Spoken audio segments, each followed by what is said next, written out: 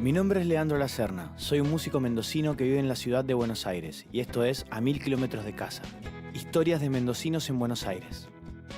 En el programa de hoy visitamos a Juan Ortelli, periodista, actual director de Rolling Stone Argentina.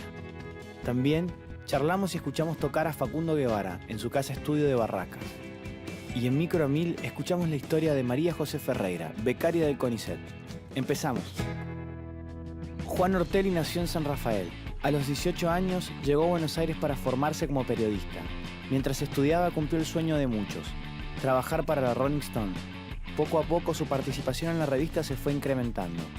Allí cubrió momentos históricos del rock argentino y también inauguró secciones para la música emergente. Hace 2 años que es el director general de la edición argentina.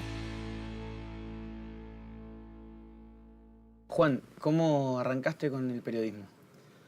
Bueno, me vine a estudiar a ATEA, que es una facultad de periodistas, digamos, donde los profesores son periodistas en actividad. Y, básicamente terminé el secundario ahí en el Colegio Normal en San Rafael y me vine directo a estudiar. No fui al viaje de egresados, no hice nada. Como que me agarré esa plata para poder venirme a estudiar. Tuve la suerte de que me dieran una beca muy rápidamente, que la sostuvieron hasta el final. Y en segundo año una profesora de espectáculos hizo que fuera un amigo para una entrevista. Su amigo era Fernando Sánchez, que era el editor musical de la revista en los comienzos de la revista. Y ¿Entras a Rolling Stone? Primero llamo, ¿no? Claro. Y cuando llamo no podía ni hablar, o sea, tartamudeaba, ¿entendés? No podía hablar. Y más o menos cuando pude hablar le dije que quería mandar unos sumarios y mandé y salió una nota y después me llamaron para hacer otra cosa más chiquita y otra más. ¿Eso qué año más o menos? Y eso fue en el 2002. Rápidamente empiezo como a hacer más cosas, a tomar tareas que por ahí nadie quería hacer en esa época. Pero bueno, estuvo bueno porque, digamos, lo que pasó es que empecé realmente desde abajo. Y yo tenía una nota de rap marginal de acá de Buenos Aires, que era básicamente algo que había descubierto cuando llegué, que eran como zonas enfrentadas, el sur con el oeste. Y fue el artículo por el que me tomaron, digamos, que fue uno que hice en la pensión, cuando estaba en la pensión todavía, y lo leyó el director y ya supo que yo andaba dando vueltas. Entonces cuando el equipo cambió, lo primero que pasó fue que agarraron esa nota, se acordaron y hicieron una tapa con eso, que la tapa fue Outcast y la pata local era esa nota. Estaba a punto de volverme a San Rafael y me contratan, ¿entendés? Y me puedo quedar y me quedo con un trabajo, medio que era el trabajo soñado. Era prácticamente mi primer trabajo, digamos. Y el mejor. Claro, y algo, viste, que pasa uno en un millón. Claro. Y encima ya estaban poniendo mi tapa, ¿entendés? O sea, mi nota en la tapa era como... No había vuelta fuerte, atrás. Claro. Tengo entendido que uno de los primeros trabajos fuertes que hiciste fue cubrir Cromañón o algo así. En ese momento entra Ernesto Martelli con el director que estaba antes, Víctor Hugovita, y entra Pablo Plotkin y yo.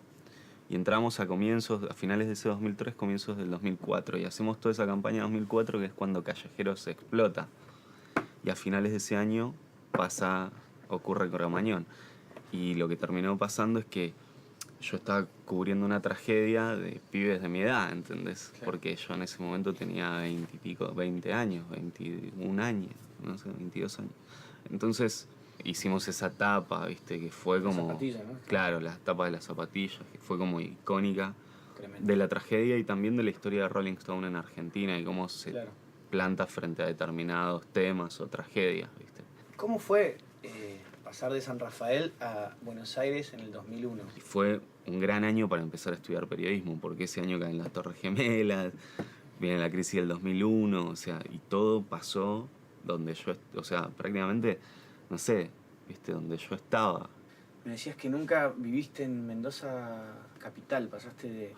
La verdad es que prácticamente no curtí Mendoza capital, me vine directo y también fue bastante aterrador porque era como... se potenciaba más esa carga, ¿no? Porque era como, bueno, ¿por qué no te vas a San Luis? Me acuerdo que las opciones eran, bueno, vas a San Luis, que está la mejor escuela de periodismo, Córdoba, alguna gente de San Rafael la había, entonces yo sabía que iba a ser más... Un link.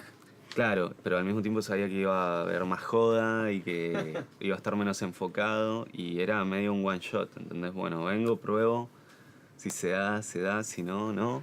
Y me acuerdo que tuve el bolso armado como 4 meses, o sea, No sabiendo si te quedaba. que me iba todos los días, ¿entendés? Claro. Todos los días me iba. Entonces dije, me doy un mes. Y si me copa, me quedo un mes más y si no, me vuelvo. Y así, cuando me relajé y me lo tomé así, me empezó a ir bien. Empecé a probar las notas y ya no paré, digamos. No, pasé esa etapa de desarraigo y la pude superar y es muy, muy tremenda, muy dura, pero se supera, o sea... Una vez que estás acomodado, Sí, está lindo. sí, Lindo. sí, exacto. Nos gustaría conocer un poco más de aquí, Del lugar. edificio, Vamos. de la redacción. Así Genial. que vamos a dar Dale, una perfecto. vuelta.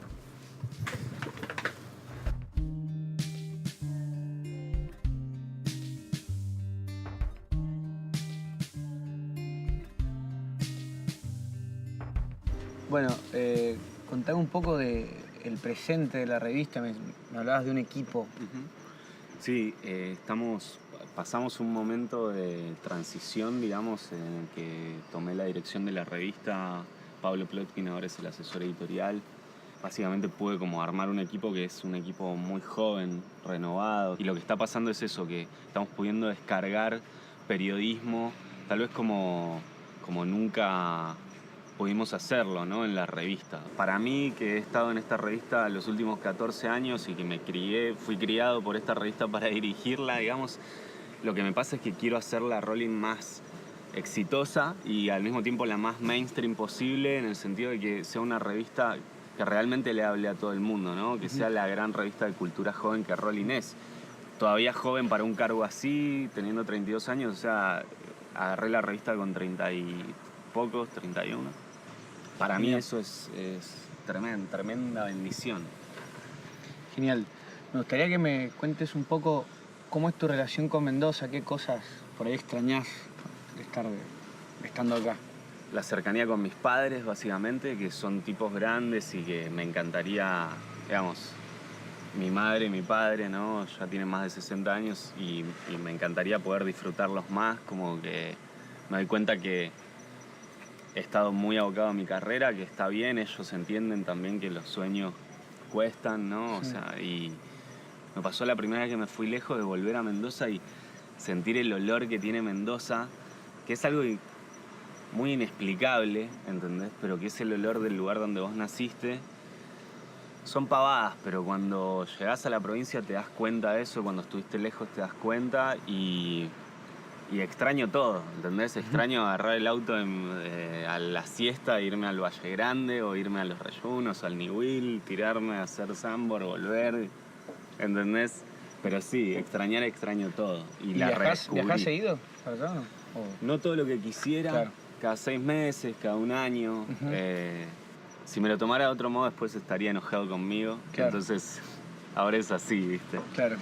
Ya para ir cerrando, ¿qué es lo que se viene? Mirá, vamos a tener un año de muchas portadas así de impacto. Lo que queríamos era justamente hacer una revista que dialogue con el presente. Logramos estar con esta etapa del caso Nisman, digamos, meternos en la agenda, no solo política, sino en la agenda social, estar en boca de todos. Y lo que queremos es tener portadas así, alternándolas con cosas muy del corazón de la revista, ¿no? O darte algo más sobre tu artista favorito. Vamos a hacer 4 especiales más este año, 4 especiales de la serie Bucasins. Seguramente hagamos a Bob Marley, seguramente hagamos a Papo, que lo queremos hacer hace mucho tiempo, y tenemos muchas ganas de hacer uno internacional hecho en Argentina, que sería Ramones, y un poco en eso está trabajando el equipo. Genial. Bueno, Juan, muchas gracias. Ha sido un placer. Gracias. Y esto es a 1000 kilómetros de casa.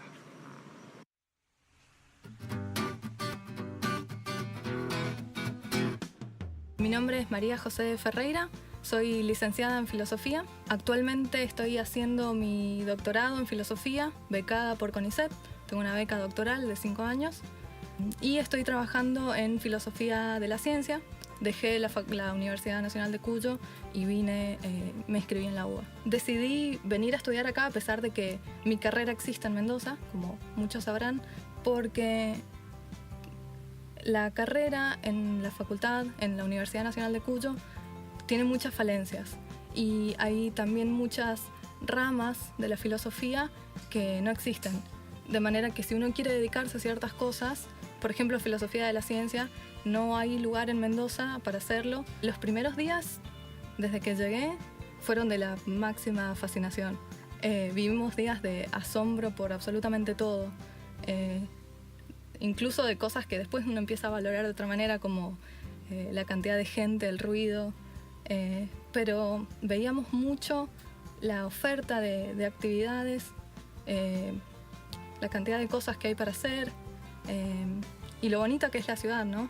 En términos de arquitectura y demás. Bueno, algo que me gusta como actividad, además de lo que hago académicamente, aunque suene curioso, tiene que ver con la actividad de montaña. Hago acá entrenamiento de montaña. Encontré un grupito de porteños que aman la montaña y que se escapan cuando pueden. Así que encontré en eso una especie de puente entre mi vida en Mendoza y mi vida en Buenos Aires. Trato de viajar a Mendoza, bueno, a lo largo de la carrera viajé cada vacación que tuve. Trato de ir cuando puedo. Bueno, ahora como estudiante de posgrado tengo más flexibilidad en los horarios y los tiempos, así que puedo ir más seguido. Casi la mitad del año la paso allá. Por supuesto, como todos, supongo, me planteé la posibilidad de volver definitivamente, pero al menos ahora no estarían dadas las condiciones, ¿no? Si puedo introducir la filosofía de la biología en Mendoza, quizás se podría empezar a construir algo desde allá, pero por ahora no parece posible.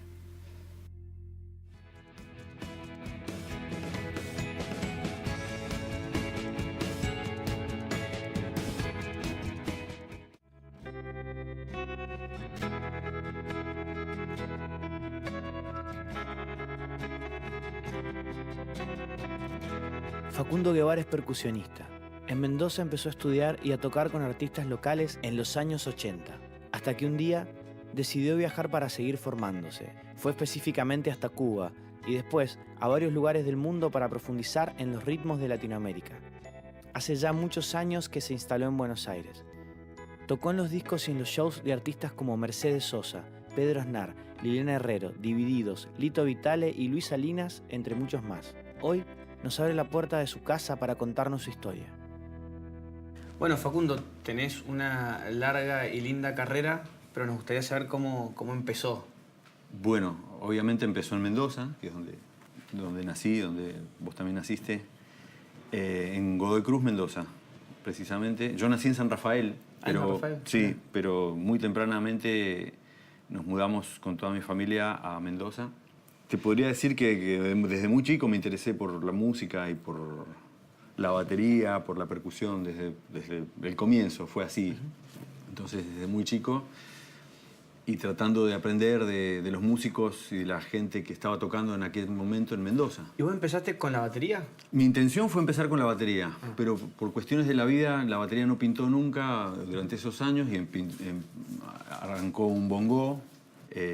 Ese fue el primer instrumento de percusión que me llegó, de verdad, que me llegó a mis manos y que, bueno, dije, bueno, a ver cómo es esto. En aquella época, la formación de un músico popular, yo no era consciente de qué estaba haciendo, pero era tratar de recabar la mayor información posible de ver y de escuchar gente tocar. Era ir a ver gente tocar, ir a ensayos, monitorear, preguntar ¿cómo se hace esto? ¿Viste? Era un pendejo insoportable que estaba ahí haciendo preguntas. Sí. En Mendoza nosotros tuvimos una escuela que fue Marcama. Mi generación tuvo esa escuela.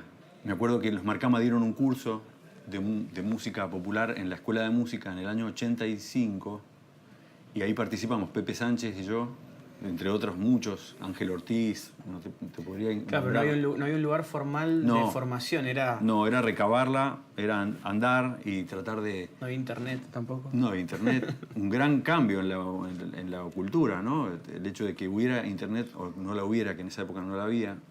Entonces, había que desplazarse muchos kilómetros para poder aprender. Yo empecé después a venir acá a Buenos Aires a estudiar. Ajá. Muy poquito tiempo después conocí a Rubén Sánchez Reta, a instancias de Eduardo Ordóñez. ¿Qué edad más o menos empezaste a...? A los 17 empecé a venir acá a Buenos Claro. Aires a estudiar, a tomar clases con músicos, digamos. Vos me decías que estuviste en muchos lugares, varios lugares, ¿dónde? ¿Londres? Sí, digamos que yo desde muy chico, muy jovencito, empecé a viajar porque empecé a tocar con los Enanitos Verdes. Ajá. En los años 80, en el 89, 88. 88 empecé a tocar percusión con los enanos, entonces ahí empecé a viajar mucho con ellos de gira por México, Centroamérica, parte de Estados Unidos. Después el grupo tuvo un parate, fines del 88, y ahí conocí a Natalio Feingold y a Tiffany Crawford, con quienes estábamos tocando en esa época, nos empezamos a tocar, y a instancias de ellos me fui a Londres. En aquella época, fines de los 80, pre-internet todavía, Claro. había mucha más data de Latinoamérica allá en Londres que aquí en Argentina, por ejemplo. Ah, ¿sí? Sí, O sea que fuiste allá a aprender de acá. exactamente. Sí, mira cómo la cultura da una vuelta larga, ¿no? Claro. Y cómo hay que perseguirla también. A instancias también de gente muy grosa con la que yo estudié en Londres, que eran los percusionistas de Irakere. Irakere era un supergrupo cubano del jazz, Latin jazz, fusión, afro-Latin jazz, que fue muy fuerte en esa época. Imagínate que en los años 80 ellos se ganaron un Grammy. Claro. Y entonces, bueno, yo conocí a la gente de Irakere en Londres y pude estudiar con ellos, con Enrique Pla, con Oscar Valdés, con Miguel Díaz Angá. Y ellos me inscriben en la Escuela de Música Popular Ignacio Cervantes en La Habana, y gracias a ellos pude entrar directo a estudiar a esa escuela, que era una escuela donde estudiaban los músicos cubanos, ¿no? Y de ahí regresé acá a Mendoza, volví a Mendoza. Ah, Estuve un tiempo en Mendoza. ¿Qué año? 93. Fue un volver a Mendoza y al solcito, al calor, ¿viste? Porque Londres, ya sabemos el clima que tiene, ¿no? Bueno, ese paso por La Habana fue mágico también, pero llegar a Mendoza y Mendoza fue realmente un lugar donde yo pude tener el tiempo y la calma suficiente para madurar y para procesar toda la información que traía, tanto de Londres como de Cuba. Bueno, y de tantos lugares en el mundo, ¿por qué Buenos Aires? Bueno, yo ya estaba de vuelta en Mendoza y el lugar inmediato donde llegar y donde tenía contactos, músicos, en realidad músicos amigos quienes me invitaban a participar en sus proyectos era aquí, en Buenos Aires. O sea que fueron 1000 kilómetros que viajé para acá y ya decidí instalarme. Justo ahora, en estos días, están haciendo 20 años, que se pasaron así, volando. Entonces, cuando llegué acá, ya entré al grupo de Marcelo Torres, el grupo solista de Marcelo, que presentaba un disco. O sea, llegaste a tocar, digamos. Directamente, o sea, ya llegué al día siguiente de estar aquí, ya tenía ensayos y cosas para hacer. Entonces era llegar a un lugar donde ya tenía proyectos, me estaban esperando para arrancar con proyectos. En esa misma época también los muchachos de Caín, Daniel Martín y Fernando Barrientos, estaban sacando su disco donde yo grabé también y se presentó ese disco. O sea que coincidieron un montón de cosas que me trajeron a Buenos Aires y me dejaron acá permanentemente. Contame un poco este lugar, el presente de acá. Sí. ¿Qué es este espacio? Bueno, este es mi búnker, digamos. Acá trabajo yo, digamos, hago muchos ensayos, tengo un piano lindo ahí, tengo un sonido, tengo gran parte de mis instrumentos, hay cosas que están en otros lugares también. Y doy clases también en esta sala y también es mi casa. ¿Esto es Barracas? Esto es Barracas. Esto es zona limítrofe entre... Se llaman Parque Lezama, pero oficialmente esto es Barracas.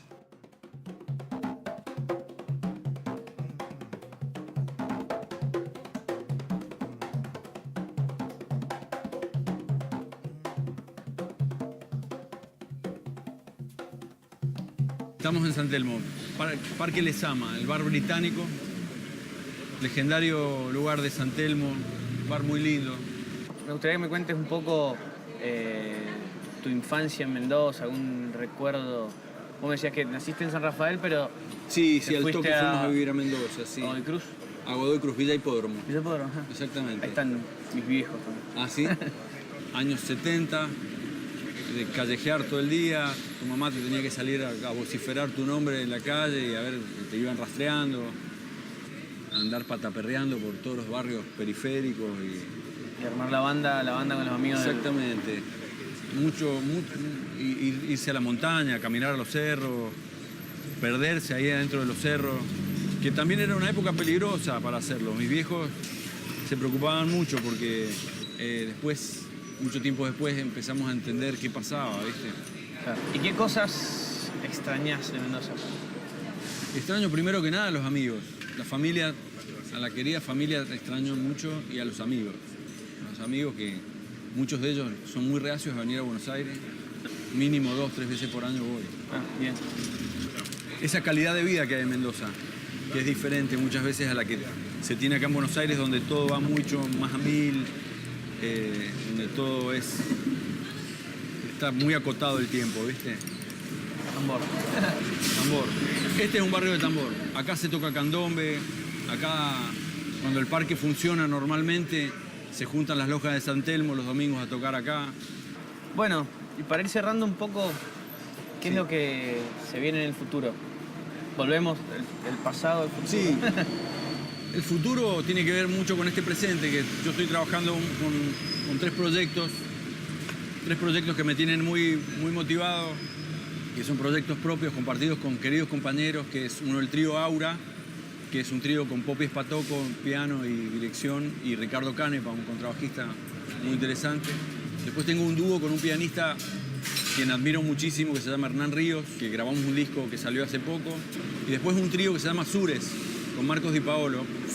O sea que con esos 3 proyectos es con lo que sé que voy a estar este año 2015, Genial. haciendo Bueno, música. A full. Facundo, mil gracias. Un placer. Un placer y nos estamos viendo pronto. Ojalá que sí, gracias por todo.